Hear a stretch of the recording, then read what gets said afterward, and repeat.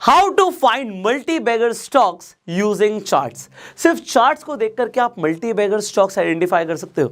Multi bagger stocks वो stocks होते हैं जो आपके पैसे को कई गुना कर सकते हैं। अगर आपका पैसा 2 गुना, 3 गुना या 10 गुना हो जाता है तो ऐसे स्टॉक्स जिनका प्राइस 10 गुना या कई गुना बढ़ जाता है उसे हम मल्टी बैगर स्टॉक कहते हैं। तो अगर आपने कुछ मल्टी बैगर स्टॉक आइडेंटिफाई कर लिए और आपका पैसा मल्टीप्लाई हो गया तो कैसा रहेगा? आप कहोगे बहुत बढ़िया रहेगा। अब उसके लिए आपको क्या सीखना पड़ेगा? आपको समझना पड़ेगा कि चार्ट्स में क्या देखना होता है, कैसे पता लगेगा कौन से स्टॉक के अंदर हमें एंट्री करनी है, कब करनी है, कितना स्टॉप लॉस रखना है। बहुत सारे आपके सवाल हो सकते हैं, बट इन सारे सवालों का जवाब आपको इस वीडियो में मिलने वाला है। सो ये ट्रेनिंग बहुत ही ज़्यादा कमाल की होने वाली है। अगर आप इस वीडियो को फेसबुक पर देख रहे हैं, हमें फॉलो कीजिए, यूट्यूब पर देख रहे हैं, अभी के भी सब्सक्राइब कीजिए, बेल आइकन पर क्लिक कीजिए, जिससे आने वाली एक भी वीडियो आप मिस ना करें। अब आज का जो ट्रेनिंग है ये सिर्फ मैं आपको नहीं देने वाला, एक ऐसे ट्रेडर जिन्हें 20 सालों का एक्सपीरियंस है आज हमारे साथ कनेक्ट करने वाले हैं। And this video is powered by Fisdom. तो फिजडम की तरफ से आज आपको एक ऐसे ट्रेनर सिखाएंगे जो लगातार ट्रेड करते हैं। उन्होंने करोड़ों रुपए ट्रेडिंग से ना सिर्फ कमाए हैं बल्कि लोगों की हेल्प करी है कमाने में। एंड वो आज आपकी हेल्प करने वाले हैं। And he is none other than mister Vishal Mehta. So Vishal ji से मैं आपको मिलवाने वाला हूं और वो आपको सिखाने वाले हैं कि चार्ट्स को देखकर आप कैसे मल्टी बैगर स्टॉक्स आइडेंटिफाई करोगे। So here we go. So hello everyone, जैसे कि मैंने बताया आपको, आज हमारे साथ एक ऐसे प्रोफेशनल ट्रेडर हैं जो आपको अपने सीक्रेट्स ऑफ सक्सेस देने वाले हैं। अगर मैं इनकी एज तो छोड़ो, एक्सपीरियंस की बात करूं तो सर को 20 सालों का एक्सपीरियंस है और उसमें 7 साल और ऐड कर दो तो मेरी एज आ जाती है। तो मैं 27 साल का हूं और सर का 20 साल का एक्सपीरियंस है। अब देखो, मैंने ये चीज सीखी है कि अगर लाइफ में आगे बढ़ना है ना, तो जिन लोगों के पास आपसे ज्यादा एक्सपीरियंस है उनके साथ आ जाओ, उनसे सीखना शुरू कर दो। तो भाई मैं सर की एज तक जब पहुंचूंगा तब पहुंचूंगा, बट सर के एक्सपीरियंसेस से काफी कुछ सीख सकता हूं। एंड इनफैक्ट आप लोगों की भी हेल्प हो सकती है कि आप लोग भी सर के एक्सपीरियंसेस से सीखें। सर बहुत सारे ऐसे लोग हैं जिन्होंने अभी शुरुआत करा है, शेयर मार्केट में कदम रखा है, सीखना चाहते हैं, ट्रेडिंग सीखना चाहते हैं। तो आपके जैसे लोग जब उन्हें गाइडेंस देते हैं ना sir, my audience become so grateful. So sir, first of all आपका स्वागत है हमारे गो सेल्फ मेड शो पर। Thank you Pushkar, thanks a lot and thank you मुझे बुलाने के लिए एंड शेयर माय नॉलेज। विशाल जी, बहुत सारे लोग आपको जानते हैं, बट मेरे कई सारे लोग ऐसे भी होंगे जो अभी तक आपको नहीं जानते हैं। तो खैर, मैं चाहूंगा कि आपकी कहानी आप ही की जुबानी हो जाए। थैंक यू पुष्कर, आपने जैसे बताया कि एक्सपीरियंस एंड एजुकेशन दो इम्पोर्टेंट चीज होती है। एंड आई ऑलवेज राइट सम, मैं बहुत बार ताने खा चुका हूँ, मैं एजुकेशन को स्मॉल में लिखता हूँ और एक्सपीरियंस को कैपिटल ई में लिखता हूँ, बिकॉज एक्सपीरियंस आपको इतना कुछ एजुकेशन में दे देती है। तो यस, 20 साल का एक्सपीरियंस से just out of the college से चालू किया था। तो I worked, let's talk about my experience. I worked with lot of companies जहाँ पे चार्टिंग सॉफ्टवेयर प्रोवाइड होते हैं, जैसे कि स्पाइडर सॉफ्टवेयर, आइरिस करके था, 2002 में चालू हुआ था। I was the first guy with them. Then reliable software, Falcon, fox trader करके बहुत सारे ट्रेडर्स यूज करते हैं वो चार्टिंग सॉफ्टवेयर। तो वहां पे मैंने एवरी डे 3 नए ट्रेडर को मिलता था और वो 3 नए ट्रेडर मेरे को 3 नई चीज सिखाते थे। फिर वहां से मैंने मेरा करियर मूव किया एज अ टेक्निकल एनालिस्ट। सो मैं ILNFS इन्वेस्टमार्ट करके एक ब्रोकिंग कंपनी थी, वहां पे काम किया। फिर वहां से I got an opportunity to work with multinational companies like Thomson Reuters and Bloomberg, और वहां पे मुझे एक बड़ा अलग पर्सपेक्टिव मिला। वहां पे I started interacting with the institutional trader. Mister Rakesh Jhunjhunwala का अकाउंट मैंने हैंडल किया है, प्रशांत जैन जो HDFC टॉप 100 के फंड मैनेजर रह चुके, तो उनको मैंने सर्विसेज दी। उनको कभी कुछ क्वेरी होती थी, कभी कुछ जानना होता था, तो I used to help them with their queries. तो ये पूरी जर्नी में मैंने बहुत कुछ टेक्निकल एनालिसिस के बारे में सीखा। Now coming to the education part of it, I am a BSc statistics. कभी फंडामेंटल थोड़ा थोड़ा ग्रो कर रहा था, लेकिन CMT जो एक चार्टर्ड मार्केट टेक्नीशियन कोर्स कहा जाता है, it's a gold standard when it comes to technical analysis. जैसे लोग फंडामेंटल एनालिसिस सीखने के लिए CFA करते हैं, अगर आपको टेक्निकल सीखना है और डिटेल में सीखना है तो CMT करता है। तो I am the chartered market technician, one of the first 20 chartered market technician in India, and I am the co-chair for Indian chapter as well, जहाँ पे हम लोग सब टेक्निकल एनालिस्ट जमा होते हैं, अपने आइडिया शेयर करते हैं। तो ये छोटी सी एक स्टोरी है। कमिंग टू दी पैसा बनाना, पैसा तोड़ना, that is a long journey, but after a point of time you become a consistently profitable trader. Sir मतलब आज मुझे लग रहा है कि आई एम सो ब्लेस्ड कि आज मैं आपके साथ बैठा हूँ और आज मैं इतना कुछ सीख पा रहा हूँ। एंड डेफिनेटली मैं तो इन फ्यूचर ट्राई करूंगा कि आपसे टाइम लेके बॉम्बे आ जाऊं और आपके पास बैठ के भी सीखूं, क्योंकि मैं खुद बहुत पैशनेट हो गया हूं जब से मैंने एक्सप्लोर करना शुरू किया है। सो सर आज बेसिकली हमने जैसे टॉपिक चूज किया है लोगों को सिखाने के लिए कि मल्टी बैगर स्टॉक्स कैसे आइडेंटिफाई किए जाएं, बट यूजिंग चार्ट्स, बिकॉज आप तो चार्ट्स के मतलब मैं क्या बोलूं बीच में पितामह हैं। अगर इतने एक्सपीरियंस की बात कर रहे हैं, आप बता रहे हैं आपने राकेश झुनझुनवाला जी का अकाउंट मैनेज किया हुआ है, तो करोड़ों रुपए जिस इंसान ने मैनेज किए, सामने वाले को कमा कर दिया, बना कर दिया, वो हमारे लोगों को कितना कुछ सिखा सकता है मुझे बताने की जरूरत नहीं है। सो सर आज जैसे हम मल्टी बैगर स्टॉक्स की बात करते हैं तो उसे कैसे फाइंड आउट किया जाए यूजिंग चार्ट्स, आज इसके ऊपर आप प्लीज ट्रेनिंग दीजिए। Definitely. So Pushkar, I will मैं अपना एक प्रेजेंटेशन शेयर करना चाहता हूँ, तो उससे क्या होगा, लोगों को क्लैरिटी मिलती है सर देखने से, कोई दिक्कत सही बात है, एकदम सही बताया आपने। सो आज हम लोग का जो टॉपिक है how to find multi bagger stocks, लेकिन फॉर इन्वेस्टमेंट्स, ठीक है, and it is powered by Fisdom. It is one of the best broker that I have been using for myself as well. So let me just 4 major तरीके होते हैं अगर मैं एक fundamental और technical की बात करूं। और मैं जब भी अपनी जर्नी में गया था तो मेरे को हमेशा एक एग्जांपल दिया जाता था कि फंडामेंटली यूज करना चाहिए। तो मेरा क्वेश्चन था क्यों फंडामेंटल यूज करना चाहिए। वो लोग मुझे हमेशा एक एग्जांपल देते थे कि richest person in the world by investing has become Warren Buffett, लेकिन आप कोई ट्रेडर को नहीं जानते। लेकिन there are many big traders that I know of, okay, जो कंसिस्टेंटली पैसा कंपाउंड कर रहे हैं। राइट। तो वो एक फिलोसॉफी होती है कि आप क्या कंफर्टेबल हो, या फंडामेंटल्स या टेक्निकल्स। तो कौन सा बेटर होता है, कोई बोलता है फंडामेंटल बेटर है, कोई बोलता है टेक्निकल बेटर है। मेरा मानना है कि दोनों इंपॉर्टेंट है। Let me give you an example Pushkar, कि अगर आप बोटिंग करने जाते हो, I know you are travelling to Australia, right, और I know you are going to go for boating as well, yes sir. तो वहां पे 2 पार्ट होते हैं। जब भी आप बोटिंग करते हो तो एक पानी का बहाव, सी का जो अंडर वाटर करंट है, और दूसरा आपका विंड डायरेक्शन या हवा का डायरेक्शन। वो 2 बहुत इंपॉर्टेंट चीज होती है आपकी सेलिंग के लिए, आपकी बोट राइड के लिए। अगर आप समझो दोनों एक ही डायरेक्शन में जा रहे हैं, पानी का बहाव भी यहाँ जा रहा है और हवा भी यही रुकी है, तो आपकी जर्नी बड़ी स्मूथ होगी। लेकिन अगर आपका पानी का बहाव कहीं और है और आपका हवा का डायरेक्शन कहीं और है, there will be a conflict. आप तैर लोगे, मैं ना नहीं बोलता हूँ, लेकिन बहुत डिफिकल्टी होगी। राइट। सो वैसे ही हम लोग ये जो फंडामेंटल और टेक्निकल की जो फाइट होती है उसको कंबाइन कर देते हैं। हम लोग लड़ते नहीं है, उनको कंबाइन कर देते हैं और become a powerful tradable instruments. तो उसके लिए हम लोग 4 मेजर फैक्टर यूज करेंगे, जहां पे हम लोग फंडामेंटल और टेक्निकल को कंबाइन करके एक अच्छी सी मल्टी बैगर स्टॉक कैसे ढूंढ पाएंगे, तो वो समझेंगे। ठीक है। तो द पहला वाला है long term breakouts with fundamental catalyst.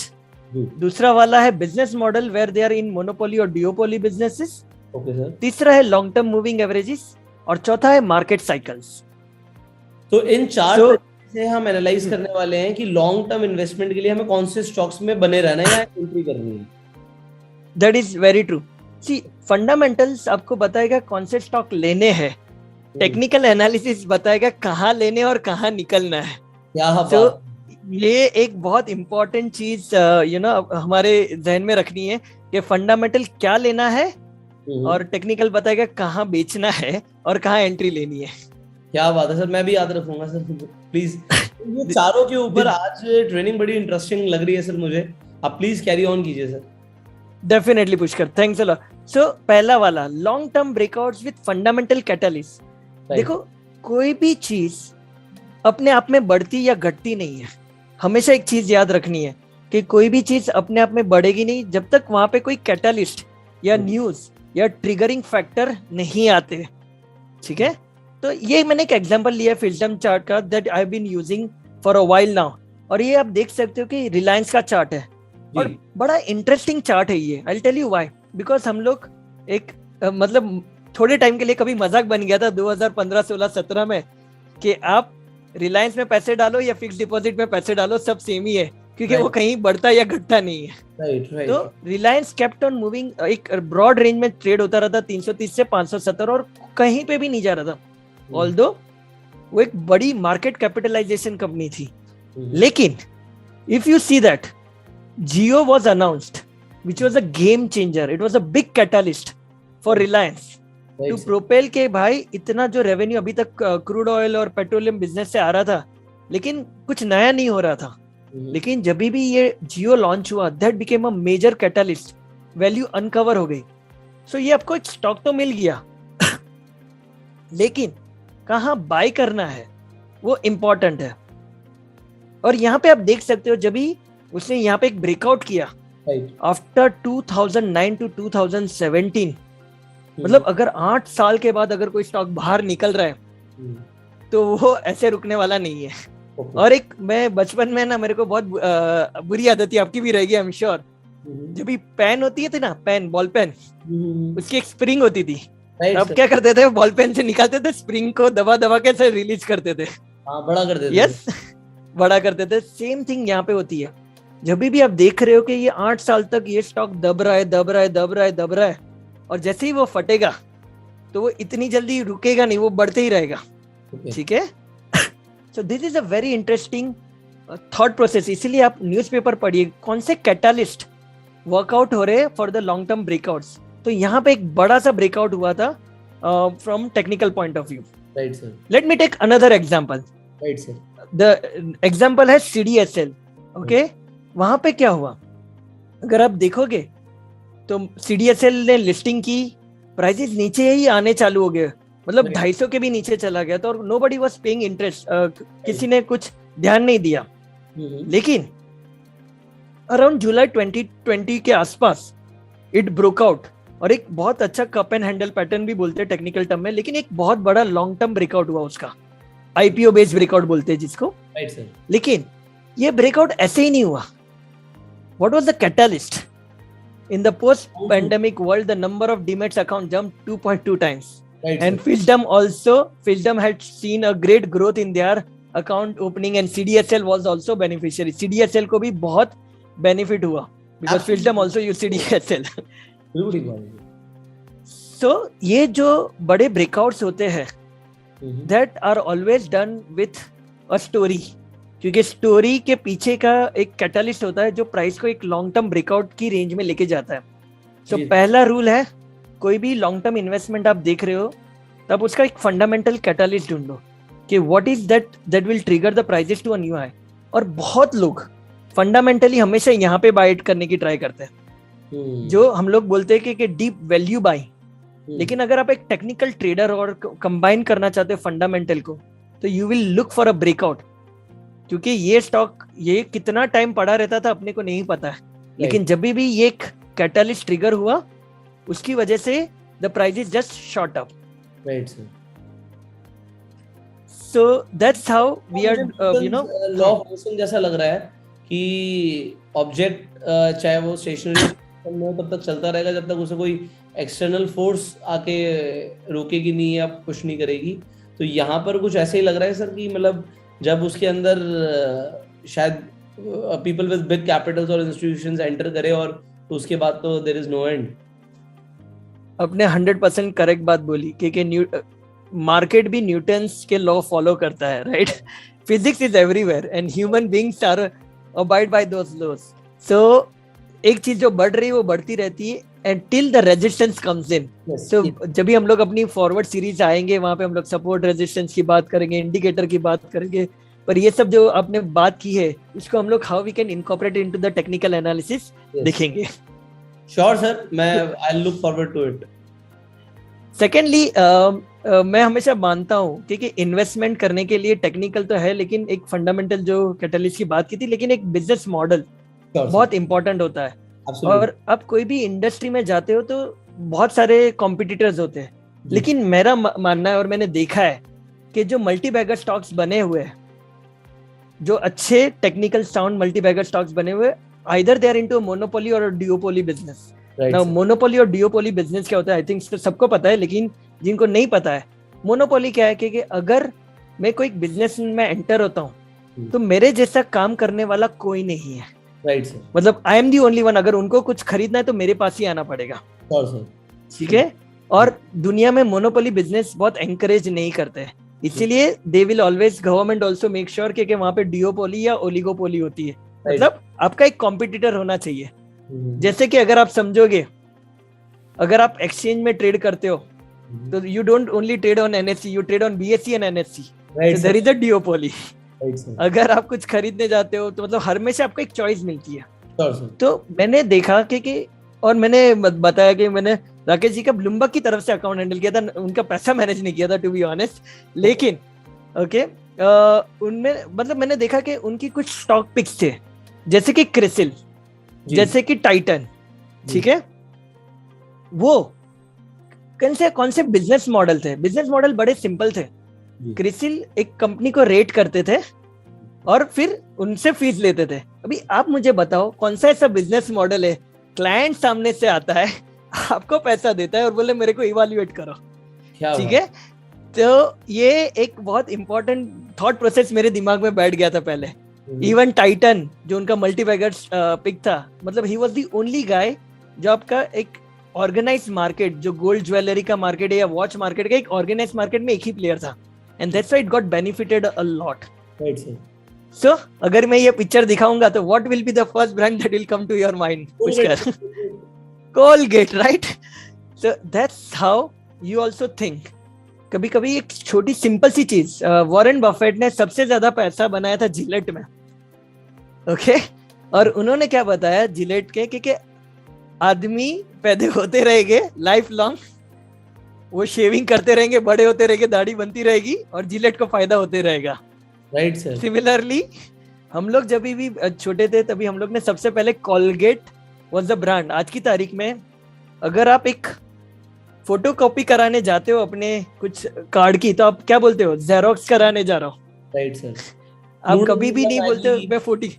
हाँ, नूडल्स मतलब मैगी हो गया सर। सिमिलरली नूडल्स हो गया तो मैगी हो गया, जैसे फोटो कॉपी का जेरोक्स हो गया। तो उन्होंने अपनी ब्रांड वैसे बना ली है। Right sir. सो अगर आप एक ऐसी ब्रांड देखते हो कोलगेट, ठीक है, we can see from 2009 from 250 rupees to 750, it's an multi bagger. So as a technical analyst में उसको कैसे ट्रेड कर सकता हूँ? ये आप जो ट्राई देख रहे हो, ये ब्रेकआउट्स देख रहे हो, ठीक है, ये जो नए नए ब्रेकआउट्स हो रहे हैं चार्ट के ऊपर, these are all opportunity for you to get into a multi-bagger stock. आपके पास एक कैटलिस्ट है and then you are entering into the stock once there is a breakout. आप एक बड़ा ब्रेकआउट होने के बाद एक एंटर कर रहे हो। राइट, सो दिस इज आप एक अब सवाल आता है, मैं ब्रेकआउट पे एंटर कर रहा हूँ, बट अगर ये लॉन्ग टर्म है तो चलो मैं लॉन्ग टर्म के लिए तो समझ आ रहा है, बट अगर मुझे एग्जिट करना है तो कब? Which is a very good point. So, you know, Pushkar, एक डाउ थियरी का कॉन्सेप्ट हम लोग फ्यूचर में इंट्रोड्यूस करेंगे कि जहाँ पे ये चल रहा है समथिंग को what we call as higher tops and higher bottoms, higher tops and higher bottoms, prices बढ़ते ही जाता है। लेकिन आपने ये जो कॉन्सेप्ट, जो पॉइंट बोला, बहुत इंपॉर्टेंट पॉइंट है, क्योंकि हम लोग को पता है एंट्री कहाँ लेनी है। वो चक्रव्यूह में तो घुस जाते हैं, लेकिन बाहर निकलना भी आना चाहिए। बिल्कुल। तो जब भी Colgate something makes something like this, which is what we call as a lower top and lower bottoms on a long term charts, right sir, that is your good exit point. तो यहाँ पे अगर मैं long term के लिए invest कर रहा हूँ तो सर कितने टाइम ड्यूरेशन की मैं चार्ट पे जाऊंगा? मंथली देखूंगा? सो मिनिमम आप मिनिमम मैं बोल रहा हूँ वीकली से स्टार्ट करो, एंड देन योर आपकी मेन टाइम फ्रेम मंथली रहेगी, लेकिन आपको एग्जिट पहले हमेशा वीकली पे मिलेगा। ओके। और अगर आपको एक लॉन्ग, मतलब आपकी डेफिनेशन ऑफ लॉन्ग टर्म भी कितनी होती है, पर मैंने बहुत कम टेक्निकल ट्रेडर देखे हैं जो फंडामेंटल और टेक्निकल यूज करते हैं, वो क्वार्टरली यूज करते हैं। Most of them are using monthly to enter and exit. वो एक ट्रेंड ले लेते हैं मंथली पेपर, जो एंट्री और एग्जिट डिफाइन करते हैं वो वीकली पे करते हैं। So this is how you can do it. और जैसे आप लॉन्ग टर्म हो तो जितना लंबा चार्ट आप देखोगे उतना बेटर है, बिकॉज आप देखोगे कि ये जो हायर टॉप बन रहे हैं, ये हायर बॉटम्स बनते जा रहे हैं, राइट? लेकिन जिस दिन अगर कोलगेट ने ऐसा करके नीचे जाके ये बनाया और ये बॉटम तोड़ा, this is a good indication for us कि भाई ये अभी निकलना चालू करना चाहिए। हाँ, प्रॉफिट बुकिंग करो या फिर थोड़ा निकल जाओ। और हम लोग और एक 2-3 इंडिकेटर की बात करेंगे बाद में, which can help you to आपको एक अर्ली इंडिकेशन दे देगा भाई निकल जाओ। सर ये तो आपने लोगों को क्यूरियस कर दिया, वो मांगेंगे वीडियो कमेंट्स में जो आपने बोला कि अर्ली इंडिकेशन दे देगा निकल जाओ, तो उसके ऊपर वीडियो बनाओ। सेकंड हम लोग का एक एग्जांपल देंगे पुष्कर, कोई भी अब घर का काम करोगे तो सबसे पहली चीज क्या लोगे? हाँ ठीक है ना, सर फेविकॉल लेते हैं, पिडिलाइट का एग्जांपल आ गया, मेरी भी बहुत मतलब one of the favourite companies में से एक है ये। चलो let me ask you this example, do you know this one? I have page industry. Page industry अरे जॉकी सर, तो ठीक है सर। सो एवरीबॉडी जिलेट वाले जो कॉन्सेप्ट है, सो ये सब छोटी छोटी चीजें होती है, बहुत कॉमन सेंस होती है, लेकिन हम लोग बोलते हैं ना common sense is not so common. और एक बुक भी होती है common sense investing, but you can use technicals, you can use technical breakouts to make sure that your entries and exit, आप एक एंट्री और एग्जिट का कॉम्बिनेशन अच्छा कर सकते हो। जी ठीक है जी sir. Now what else, where do you buy book your time? और ये एग्जांपल मैंने लेके अपना इन्वेस्टमेंट किया था बाय द वे। ये जो आप पढ़ते हो, सॉरी IRCTC सर टिकट्स तो you don't have to be a rocket scientist, right? IRCTC got listed, obviously ये split bonus prizes है, लेकिन 117 वाला 650, अगर आपने एक छोटी सी कॉमन सेंस लगाई होती थी कि भाई मेरे को टिकट खरीदना है तो मेरे को IRCTC ही जाना है, तो every new breakout for you was an entry for you. एक यहाँ पे आपकी एक एंट्री बनी, एक यहाँ पे एक एंट्री बनी, एक यहाँ पे एंट्री बनी। That means fundamental story, catalyst, monopoly, डिओपोली business को आप कंबाइन करके एक ट्रेड जनरेट आइडिया कर रहे हो लॉन्ग टर्म इन्वेस्टमेंट के लिए। Right sir. Another example, second अपना कैटालिस्ट, जैसे अभी तक हम लोग ने क्या कौन से कैटालिस्ट लिए? एक तो फंडामेंटल स्टोरी होनी चाहिए, दूसरा मोनोपोली या डिओपोली बिजनेस में होना चाहिए, थर्ड है कि moving averages. Right sir. Yes, long term moving average. और बहुत सारे क्वेश्चन, सॉरी हाँ Pushkar, you had a question. नहीं सर, मैं ये बोल रहा हूँ लॉन्ग टर्म का मतलब मूविंग एवरेज में 52 हफ्ते 52 वीक्स की लगाएंगे मूविंग एवरेज। 100% करेक्ट। वाई 52 हफ्ते? साल हो गए सर। साल हो गया, मतलब अगर आप डेली चार्ट पे देख रहे हो तो 200 दिन, या फिर वीकली देख रहे हो तो 52 वीक। और बहुत सारे क्वेश्चन आते हैं कि सर 200 क्यों, 200 252 क्यों नहीं, लीप ईयर में 253 क्यों नहीं? आइडिया इज अब कुछ भी लॉन्ग टर्म ले लो सेम ही होने वाला है। अच्छा अच्छा अच्छा। और आप सैटरडे संडे निकाल दो, हॉलीडे निकाल दो, तो मोटा मोटी 200 दिन की मूविंग एवरेज बन जाती है। उनका ट्रेडिंग डेज मिल जाएंगे हमें। अच्छा Virat, so do you like Virat Kohli? हाँ, he is a great person sir, he is a great cricketer, लेकिन वी ऑल नो कि अभी उसका फॉर्म थोड़ा बुरा चल रहा है, right? So this is how I think about it. मुझे जब भी कोई एवरेजेस के बारे में सोचना है तो this is I keep on thinking around it कि लास्ट 20 मैच में उनकी एवरेज थी 44 रन्स, और आज की मैच में वो 20 रन पे आउट हो गया, तो मेरे माइंड में वो अंडर परफॉर्मेंस है। अगर मैं खाली ये 20 रन दिखता था तो आई कैन नॉट डिसाइड, मैं डिसाइड नहीं कर पाता था ये अच्छा खेला है या बुरा खेला है। Right sir. I am going to compare it with its average. Right sir. Yes, similarly तो अंडर परफॉर्मिंग है। और Virat Kohli being Virat Kohli, we know he is going to bounce back, ठीक है? और नेक्स्ट मैच में he is going to make 60 runs, so run greater than average, he is performing better. Absolutely. अगर यही चीज अगर आप छोटा सा कॉन्सेप्ट लेते हो और अगर ट्रेडिंग में लेके आते हो, तो जैसे आपने बताया 52 वीक मूविंग एवरेज, मैंने फ्यूचर रिटेल का, फिल्म का चार्ट है, फ्यूचर रिटेल का एक चार्ट निकाला और बहुत सारे न्यूज आए, ये आया, बहुत आया, लेकिन आप देखोगे स्टॉक ने अपनी 52 वीक मूविंग एवरेज के नीचे ट्रेड करना 430 से ही चालू कर दिया था। Absolutely sir.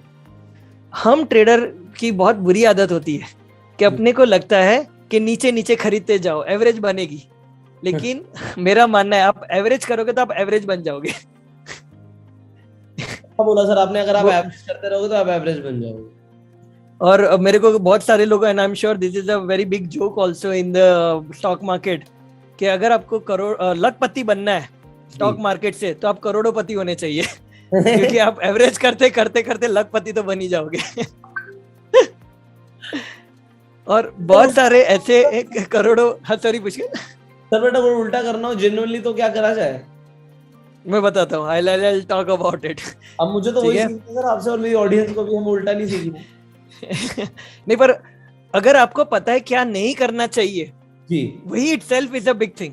Right sir. मुझे एवरेज नहीं करनी है, वो itself will save you money. बाकी तो 90 लोग क्या करते हैं, ये एवरेज करते कहीं रिटेल बन गए, जी लेकिन अगर आप एवरेज ही कम करना बंद कर दोगे तो there is a chance that you will become a profitable. Okay, and will talk about lot of new things. Absolutely sir.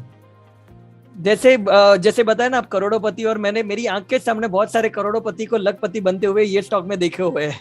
हाँ अभी यस भी बैंक. मैं बट अब अभी जैसे आप अगर आज अब की बात करें सर, जैसे अब ये मूविंग एवरेज से थोड़ा सा ऊपर जब ये गया, सो एज पर अ टेक्निकल एनालिस्ट अभी आप कुछ डिसीजन करेंगे नहीं लेंगे इस पे? सी आइडियली अगर हर एक अपने अलग अलग टेक्निकल एनालिस्ट है, ठीक है. मैं प्रिफर करता हूं कोई स्टॉक जो 52 वीक या long term all time high break करता है, ठीक है. कुछ टेक्निकल एनालिस्ट होते हैं, उन्होंने ये रेजिस्टेंस ड्रॉ कर दिया कि अगर इसके ऊपर गया तो ही मैं ट्राई करूंगा. पर अभी it's a very interesting concept. अभी हम लोग जो नेक्स्ट कैटलिस्ट की बात करेंगे, इसमें ये कॉन्सेप्ट इंट्रोड्यूस होगा. क्योंकि सर मुझे क्वेश्चन करते हैं यस बैंक के बारे में. इनफैक्ट मैंने मतलब बहुत ज्यादा तो नहीं, 2-4 लाख रुपए मैंने भी इसमें छोड़ रखे हैं और मैं प्रॉफिट में हूँ. 13 रुपए में मैं प्रॉफिट में हूँ अच्छे खासे. मतलब मेरी जो एवरेज बाइंग है वो बहुत सही है, मतलब अब मेरे हिसाब से वो सही है. अभी मैं प्रॉफिट में हूँ. तो मतलब अब लोगों के हिसाब से उनका अगर आप आंसर देंगे तो एज अ टेक्निकल एनालिस्ट आपको क्या दिख रहा है? सो ऑब्वियसली अगर आप as a technical pure technical देखोगे तो I will still not get into this. Okay, Pushkar दो टाइप के ट्रेडर्स होते हैं, ठीक है. एक बोलते हैं मीन रिवर्जन ट्रेडर, जो नीचे डिप में बाय करने की ट्राई करते हैं. यस, ठीक है. और दूसरे ट्रेडर होते हैं जो ब्रेकआउट ट्रेडर्स बोलते हैं, जो ब्रेकआउट की राह देखते हैं. जी, I belong to the breakout trader category. तो I will not wait, I will wait till this breakout. ये शायद आई थिंक 15-18 रुपए की रेंज है ये. जिसके ऊपर चलेगा तो ही I will start initiating a long position, because मेरा पैसा यहाँ पे अटका हुआ है और मैं ट्रेडर हूँ, याद रखना. तो ट्रेडर का पैसा चर्निंग होना बहुत जरूरी है. Right. I am looking for momentum, और मोमेंटम कभी बिल्ड होता है जब भी देयर इज अ कॉन्फिडेंस कि ये ब्रेकआउट हो चुका है. सो मैंने जैसे बताया कि आप तो मीन रिवर्जन ट्रेडर हो या ब्रेकआउट ट्रेडर हो. सो मैं ब्रेकआउट ट्रेडर हूँ. I will wait for this resistance to breakout. अगर आप मीन रिवर्जन ट्रेडर हो तो आप ये 13, 11, 12 की एवरेज में आप अक्यूमुलेट कर सकते हो. पर आपका मिनिमम टारगेट तो होना ही चाहिए 15 रुपया. और this is how I analyse the yes bank. दूसरी चीज सर ये है कि स्टॉप लॉस 10 रुपए का लेके चलें जो भी लोग यस बैंक में इन्वेस्टेड है. सही बात है. नहीं बिल्कुल ठीक है सर, मैं भी स्टॉप लॉस लेके ही चलूंगा. अगर पैसा छोटा पे है बड़ा है कोई बात नहीं, बट वी शुड फॉलो पैसा था. We should. और मेरा यही मानना है पुष्कर कि आपके पोर्टफोलियो आप देख लो, जो सबसे बड़ा लॉस था ना, एक टाइम पे बहुत छोटा लॉस था, लेकिन आपने वो एक्सेप्ट नहीं किया कि ये छोटा लॉस में ले सकता हूँ, तो वो बड़ा हो जाता है और वही बहुत बड़ा बढ़ गया. नहीं ठीक बात है सर, ऐसे ही होता है. जो स्टॉक्स हम जिसमें लॉस नहीं लेते वो कैरी फॉरवर्ड करते हैं, वो पड़ा रहता है, वो गलत है. सही बात है. पर ठीक है सर, अभी तक तो गॉड हैज बीन काइंड. मतलब मेरे साथ तो गॉड हैज बीन काइंड, तो I am happy. Continue sir please. ठीक है. सो जैसे हम लोग देख रहे थे कि एवरेज के नीचे चल रहा है. जैसे हम लोग ने विराट कोहली का देखा कि वो एवरेज के नीचे आउट होगा, तो हम लोग को पता है वो अंडर परफॉर्मिंग कर रहा है, लेकिन not always they will under perform. वैसे ही अगर आपको कोई फंडामेंटली लॉन्ग टर्म स्टॉक है जहाँ पे कैटलिस्ट है, आपके लिए सबसे मेजर पॉइंट होना चाहिए कि वो 52 वीक मूविंग एवरेज के ऊपर होना चाहिए. Right sir. अगर आप टाटा पावर देखोगे तो काफी टाइम से वो नीचे ही चल रहा था. लेकिन जैसे ही ईवी अपना इलेक्ट्रॉनिक व्हीकल की स्टोरी आनी चालू हुई, वो became a catalyst. Then the stock started moving above its long term moving average 52 week की एवरेज, और वो 50 वाला 300 तक हो गया, 6 गुना. सो सर यहाँ पे मैं ब्रेकआउट के लिए मूविंग एवरेज ब्रेकआउट को भी कंसीडर कर सकता हूँ. यूजुअली हम लोग मूविंग एवरेज को सपोर्ट और रेजिस्टेंस की तरह देखते हैं. अगर आप देखोगे तो यहाँ पे रेजिस्टेंस था. लेकिन मूविंग एवरेज के ऊपर क्लोज करने के बाद अगर आपका कोई 8 वीक का ब्रेकआउट या फिर आपका 26 वीक का ब्रेकआउट या 52 वीक हाई ब्रेकआउट होता है, that becomes your triggering point. Moving average आपका एक अंडरलाइंग वाटर करंट है, ठीक है, और ये जो ब्रेकआउट है प्राइस का, वो आपका विंड करंट है. क्या बात है सर. और सर फिर फंडामेंटल्स कहाँ गए? तो फंडामेंटल की स्टोरी तो थे ही अपने पास कि इलेक्ट्रॉनिक जो कैटलिस्ट हम लोग बोल रहे थे कि इलेक्ट्रॉनिक व्हीकल आ रहा है. महाराष्ट्र बोल रहे हैं कि हम लोग 10 साल के बाद पूरा ईवी पे चले जाएंगे, और first charging station Tata power is been the leader in this right now. Right sir. तो ये दो सब चीज को कंबाइन करके एक अपनी अच्छी फंडामेंटल स्टोरी ट्रेड कर सकते हो. कमाल सर, कमाल. Very nice sir. Thank you sir. तो सिमिलरली लास्ट वन हम लोग ने लिया था, ऑल्दो इसमें फंडामेंटल स्टोरी नहीं थी, अडानी टोटल गेस करके, लेकिन इट्स जस्ट एन एग्जांपल कि जैसे ही कोई आपका कोई स्टॉक 52 वीक के ऊपर जाता है, that becomes your investment story. हाँ, ये बहुत सारे ट्रेडर्स रहेंगे जो 52 वीक के नीचे चल रहे और अक्यूमुलेट कर रहे हैं, वो वैल्यू ट्रेडर हो जाता है जी, ठीक है। और ये जो 52 वीक मतलब मूविंग एवरेज के ऊपर चले गए और ट्रेडिंग कर रहे हो, तो we call them as an investors, momentum investor, क्योंकि आपके पास एक मोमेंटम आ गया है और आपकी इन्वेस्टिंग स्टोरी बराबर है। तो sir value trader, momentum investors, even momentum trader भी बोल सकते हैं सर उन्हें। Momentum trader, my word was incorrect, momentum traders. So नई नई चीजें सर लोगों को सीखने को मिलेंगी। मैं तो वेट कर रहा हूँ लोगों के कमेंट्स आने का, और मैं एज इट इज उनके जो सवाल होंगे आपको भेजूंगा, सो दैट मैं आपसे दोबारा टाइम लूं, क्योंकि लोगों को बड़ा इंटरेस्ट आने वाला आपसे सीखने में। और इसमें मेरे एक बहुत सही आपने बोल किया कि वैल्यू ट्रेडर और investment you know momentum investor, लेकिन मेरे लिए अगर अब मैं बोलूंगा पुष्कर, एवरीबॉडी इज ट्रेडर। जो एवरीबॉडी इज ट्रेडर सर, कभी तो बेचना ही है, कभी तो प्रॉफिट बुकिंग करेगा ही। एकदम सही बोला, जो आपने कुछ खरीदा है बेचने के इंटेंशन से, तो आप ट्रेडर हो 100%। बस वो ये हो गया लॉन्ग टर्म है, शॉर्ट टर्म है, इंट्राडे है, उससे फर्क पड़ेगा। सही बात बोला आपने, एकदम 100% आपने करेक्ट पकड़ा। So yeah, this is how we look at it, and the last catalyst that हम टेक्निकल एनालिसिस यूज करते हैं, ये एक इंट्रोड्यूस हुआ था how to profit in bull and bear market by Stan Weinstein करके, जो एक ट्रेडर है और एक मार्केट विजार्ड भी रह चुके हैं। तो उन्होंने ये कॉन्सेप्ट दिखाया कि हमेशा अक्यूमुलेट होते स्टॉक जहाँ पे किसी को इंटरेस्ट नहीं होता, ठीक है, और जब भी वो अक्यूमुलेट हो जाते हैं, बाद में एक ग्रोथ फेज आता है। तो वो ग्रोथ फेज में आपको सब अच्छी अच्छी स्टोरियां ही सुनने को मिलेगी जी। और अगर आप देखोगे तो यहाँ पे आपका एक ब्रेकआउट हुआ था, एक यहाँ पे ब्रेकआउट हुआ, एक यहाँ पे ब्रेकआउट हुआ, और अभी मार्केट में 2 साल में कुछ ऐसे ही चल रहा सर। एकदम सही बताया आपने, मतलब जब भी मार्केट क्रैश हुआ और फिर धीरे धीरे धीरे बढ़ा और फिर एक स्पाइक आ गया, राइट, ठीक है। और यहाँ पे आपको एक डिस्ट्रीब्यूशन होता है, तो जिन लोग ने यहाँ पे खरीदा है, यहाँ पे खरीदा है, वो प्राइसेस को इमीडिएटली नीचे नहीं फेंकते। ये वो लोग क्या करते हैं, प्राइस को 2022 का आपका टॉप बोल सकते हो, यस। और अभी ये जो चल रहा है स्टेज 4 चल रहा है, ओके। और फिर उसके बाद वापस स्टेज 1 चलता है, स्टेज 2, स्टेज 3, और ये 30 वीक की मूविंग एवरेज। अगर आप एक लॉन्ग टर्म इन्वेस्टर हो तो आप 52 वीक भी देख सकते हो, लेकिन अगर ये साइकिल के हिसाब से आपको ट्रेड करना है जी, तो आप एक 30 वीक मूविंग एवरेज भी देख सकते हो।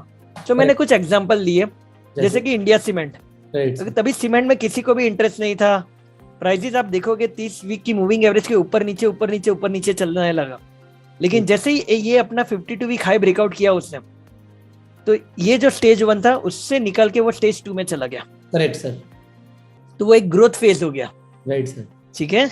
और फिर ये आपका एक चिप चॉप ये वाला मतलब डिस्ट्रीब्यूशन हुआ, राइट सर। तो ये आपका स्टेज 3 का डिस्ट्रीब्यूशन हो गया और ये एक फॉल हो गया, बाद में आपका स्टेज 4 हो गया। And what you can see now, it is again going into stage 1, stage 2, stage 3 and stage 4. Correct sir. So likewise ये stage 1, stage 2, stage 3 और stage 4 continue होते हैं। तो आप करते हो कि अगर आप स्टेज 1 पे दोबारा से आइडेंटिफाई कर लेते हो किसी अच्छे फंडामेंटल स्टॉक को, तो आप उसमें entry as per breakout plan कर सकते हो। So let me just show you just few slides back.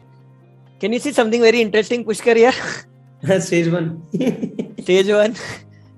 So it is stage 1. So I'm waiting for that breakout to happen for the stage 2. कोई जो trader है जो long term आपके जैसे जो लॉन्ग टर्म रख सकते हो, तो आप क्या करोगे, स्टेज 1 में एक्यूमुलेट करोगे। मैंने तो जब लिया तो मैंने सोचा मेरी बेटी के लिए ले रहा हूँ, वो जब बड़ी होगी तब वो उसको दे दूंगा, वो जो मर्जी करे। तो वही हो गया आपका ये स्टेज 2 के लिए, मतलब आपने स्टेज 1 में एक्यूमुलेट किया हुआ है, तो you are the smart trader. पता नहीं सर एक्यूमुलेट किया हुआ, बट द थिंग इज आपके जैसा भी स्मार्ट नहीं हो ना कि ब्रेकआउट पे तो लिया नहीं, मैंने तो ले लिया बस कि यार मुझे लगता था कि मतलब ठीक है। जब एसबीआई का रोल आया ना, तो जो फंडामेंटल कैटलिस्ट आपने बोला ना, तो मुझे वो लगा, मुझे लगा वो fundamental catalyst can be the SBI coming into the picture. So right, और क्या बोलूं सर, बहुत सारी चीजें, आप जितनी तो एनालिसिस नहीं है मेरी, बट जो भी थी तो ले लिया। बट अभी ठीक है, अभी भी कोई इशू नहीं है मुझे। नहीं बहुत शॉर्ट टर्म से फर्क नहीं पड़ता, मतलब क्या ही हो जाएगा, मतलब शॉर्ट टर्म से कोई मतलब अभी लेना देना नहीं है। मतलब I am looking at the horizon of at least 20 years. तो मैं जो पैसा स्टॉक में डाल देता हूँ, वो तो मैं सोचता हूँ जैसे वो कहते हैं नेकी कर दरिया में डाल, एक बार स्टॉक में पैसा डाल दिया तो मतलब आई हैव अ पेशेंस, मतलब कोई ऐसा नहीं है कि मेरे को उसे बेचना है, मुझे पैसे की जरूरत है। आप ठीक कह रहे हो कि लॉन्ग टर्म है, बट मैं तो इतना सोच रहा हूँ कि अगर मेरे स्टॉक्स बढ़कर मुझे डिविडेंड भी दें, पड़े रहे, it's like a long term land I have accumulated. जरूरत होगी पैसे की तो निकालेंगे, नहीं होगी तो कमा ही रहे हैं सर। तो आपने एक बहुत इंपॉर्टेंट कैरेक्टरिस्टिक बताया हमारे व्यूअर्स को कि पेशेंस। जी। और वॉरेन बफेट ने जैसे कोट किया था, market is nothing but a transfer of wealth from an impatient investor to a patient investor. So यही है। Could be, sir. Yeah, so let's see that. So similarly, another example I have taken, Pushkar, ji is Mindtree. Again, आप देखोगे तो ऊपर नीचे ऊपर नीचे ऊपर नीचे ऊपर नीचे हो रहा है, and then all of a sudden it breaks out of a 52-week high. 30 moving average को हमेशा वो टच करने आता है, right. and then you can see the stage 2 का growth. यहाँ पे एक इंटरेस्टिंग कंसेप्ट आता है कि जब वो टच करने आता है अपनी मूविंग एवरेज को, तो अगर मैं वहां पे दोबारा एंट्री लूंगा तो मेरा स्टॉप लॉस भी तो छोटा हो जाएगा। बहुत बढ़िया पॉइंट बोला। और एक लेजेंडरी ट्रेडर है मार्क मिनर्विनी, ओके, वो क्या करते हैं कि ये मूविंग एवरेज के नजदीक आके खरीदना चालू करते हैं। और उसका रीजन क्या है कि हम लोग कुछ बोलते हैं सेल्फ फुलफिलिंग प्रोफेसी। जी। टेक्निकल एनालिसिस चलता क्यों है, एक बड़ा थोड़ा डिटूर ले रहा हूं मैं, लेकिन बहुत इंटरेस्टिंग कॉन्सेप्ट है कि बहुत से लोग आते बोला ये प्राइस ऊपर नीचे होता है तो तुम पैसा कैसे बनाते हो। पैसा प्राइस ऊपर नीचे से नहीं बनता, क्योंकि कलेक्टिव साइकोलॉजी जो होती है ट्रेडर्स की जी। और आप सब लोग ये 200 दिन की मूविंग एवरेज देख रहे हो क्योंकि उनको पहले से ही सिखाया गया है कि 200 दिन की मूविंग एवरेज देखो। ठीक है, सब लोग वही देख रहे हैं और जैसे ही 200 दिन के एवरेज के पास आते हैं तो उनको लगता है यार मेरा स्टॉप लॉस छोटा है, मैं खरीदना चालू करता हूँ। तो वो जैसे ही खरीदते तो प्राइसेस बढ़ जाते हैं। राइट। तो आप जाओगे चार्ट में और बोलोगे अरे यार ये तो यहाँ पे 200 को टच हुआ और चल गया। और उसमें मैं नहीं हूँ, मेरे जैसे सोचने वाले इंस्टीट्यूशंस भी हैं जो हजारों करोड़ भी डाल सकते हैं एक स्टॉक के अंदर और वो कुछ भी लेकर आ सकते हैं। और मैंने जैसे आपको बताया ना Pushkar, when I worked with Reuters and Bloomberg, जी, biggest of the big fund managers, जी, भले वो फंडामेंटल इन्वेस्टमेंट करते हो लेकिन कहीं ना कहीं उनके जो चार्ट खुले रहते थे उसमें ये 52 वीक मूविंग एवरेज खड़ी ही रहती थी। मतलब कहीं ना कहीं वो 52 वीक देख रहे हैं। आप सीक्रेट्स बता रहे हो सर बड़े बड़े लोगों के, और लोगों को जो नए लोग हैं उन्हें सीखने को मिलेगा। अगर आप लोगों को हो सकता है आप नए हो, आपको नहीं समझ आ रही, इस वीडियो को आप 2 बार 3 बार देखना, आपको सारी चीजें क्रिस्टल क्लियर हो जाएंगी, क्योंकि सर इतना टाइम लेके पेशेंस लेके सिखा रहे हैं आपको। मैं तो सर हैरान हूं कि आप इतना टाइम दे रहे हैं हमारे व्यूअर्स को। मजा आ रहा है सर बहुत। प्लीज। नहीं, मुझे भी बहुत मजा आ रहा है शेयर करने के लिए और आपके साथ इंटरेक्ट करने के, और बहुत सारी नई नई चीज जो मैंने एंटीसिपेट नहीं की थी बोलूंगा वो सब आ रही है, तो which is very nice. Sir whatever sir, आप तो बोलते रहिए, लोगों को उसी में से नॉलेज मिलती रहेगी। और वैसे ही होगा। हम लोग ने स्टेज 1 बनाया, स्टेज 2 हुआ, स्टेज 3 हुआ, और ये टाइम स्टेज 4 जो हुआ है, it is not exactly at stage 1 but it is still forming something called as stage 1 at the lower level, so you can expect another round of stage cycle. So sir वो तो हो सकता है ना कि स्टेज 1 जो है वो अब पार हो चुकी है, तो अगली बार जब स्टेज 1 बनेगी तो वो सेम लेवल पे ना बने, वो कई लेवल ऊपर भी बन सकती है, बट अपने ऑल टाइम हाई से नीचे होगा, तो वो आपके लिए पोटेंशियल बाय हो सकता है। That is very correct Pushkar, क्योंकि ये जो स्टेज 1 बना हुआ है यहाँ पे आप देखोगे, so it is forming like a stage 1. Right. Okay, so I'm waiting for a breakout above 600, so that will become a stage 2, and then we will have another round क्योंकि वो और ऊपर जाएगा, उसका नया ब्रेकआउट करेगा, मे बी 1000-1500 के आसपास वो डिस्ट्रीब्यूशन होगा और फिर स्टेज 4 नीचे की तरफ आएगा। सिंपल चीज है sir, but very effective, very effective. अगर लोगों ने सीख ली तो they will thank you throughout their life. Sir I really want to thank you as well and the Fisdom, क्योंकि ये एक अपॉर्चुनिटी मिली है हम लोग को, ये इंटरेक्ट करने का मौका मिला है और अपने नॉलेज शेयर करने की एक हम तो छोड़ेंगे नहीं आपको, हम तो हमारी ऑडियंस पकड़ लेगी और कहेगी अगर वहां से वैल्यू मिले वहां से लेना चाहिए सर। सही बात है, वही मैं बोला, एजुकेशन और एक्सपीरियंस। जी, एक्सपीरियंस कैपिटल ई में आता है, एजुकेशन एक बार स्मॉल में चला जाता है। मैं बहुत गाली खाता हूँ उसके लिए, लेकिन ठीक है, ये मेरा मानना है। सर आपका नहीं, मेरा भी मानना है सर। मैंने जिंदगी में जो सीखा एक्सपीरियंस से सीखा है, और एक्सपीरियंस लोगों से सीख रहा हूँ सर। तो मेरा थोड़ा टाइम देखो सर, आपको 20 साल लगे, अगर आपने जो 20 साल में सीखा और आप मुझे अगले 5 साल में सिखा देते हो, ट्राई, मतलब फिर भी 15 साल में आपने बहुत सारी चीजें करी होंगी, बट आप अपना मेजॉरिटी सिखा देते हो, तो सर मैं शायद लाइफ में बहुत आगे बढ़ जाऊं। सही बात है। तो मैं तो लूंगा सर आपसे ज्ञान, मैं तो छोड़ूंगा नहीं, मैं तो बोल रहा हूँ साहब। बहुत मजा आ रहा है मुझे लिटरली सर।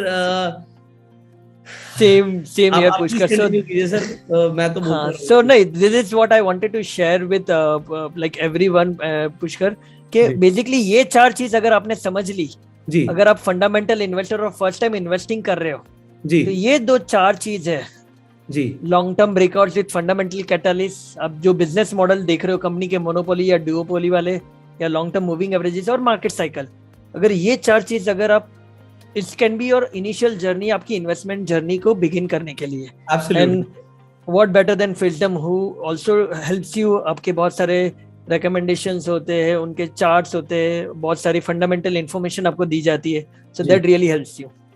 Absolutely sir.